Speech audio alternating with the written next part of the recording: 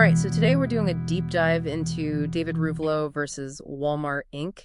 And honestly, this case file, it reads less like a legal document and more like a thriller.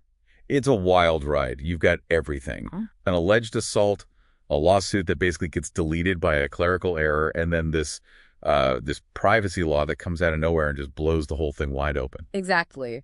Our mission here is to figure out how a simple filing error could derail an entire case and, how the California Consumer Privacy Act, the CCPA, became this totally unexpected weapon. And you have to remember the context. This is a per litigant, meaning he's representing himself, against Walmart, a corporate giant.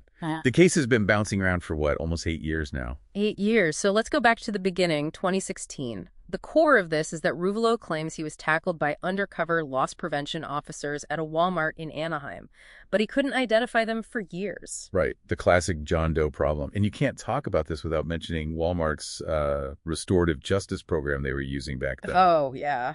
This is critical. So they partnered with this group, the Corrective Education Company, or CEC. And the model basically incentivized their guards to detain people for, minor shoplifting. Then they give them a choice. A choice between what? Pay a few $100 for an educational course, or they call the police. A judge, later on I should add, called it textbook extortion. Wow. Okay, so it created this really aggressive culture on the floor. Absolutely. And Ruvolo gets caught up in this, allegedly assaulted, and then spends the next 4 years just trying to find out who the guys who tackled him even were. He eventually does, though, right? Through his own PI work and trial testimony. He finally gets the names. Colby Higgins and Brian Stephen Johns. The does are finally identified. Okay, so this brings us to the procedural glitch. March 2020. The court had ordered him to name the John Does. And he does. On March 20th, he electronically files the document, naming Higgins and Johns. He gets a receipt back from the system that says accepted. He did everything he was supposed to do. He did his job. He did his job. But the system, it didn't do its job. The court clerk, for whatever reason, allegedly never docketed the filing. It was accepted, but it never actually made it into the official case file. So when the judge looks at the file a few months later in June... he sees nothing. Yeah. He just sees a plaintiff who hasn't complied with the court's order. So the judge dismisses the entire case, sua sponte. Meaning, on his own motion, Walmart didn't even have to ask. Exactly. The judge just killed it. The whole case, gone. Because a PDF basically got lost in the digital mailroom. That's terrifying. But this is where it gets really interesting. While the court is dismissing his case, Ruvolo makes this, genius move. He uses the CCPA. The California Consumer Privacy Act. Yeah. This is the pivot. That law that lets you request all the data a company has on you.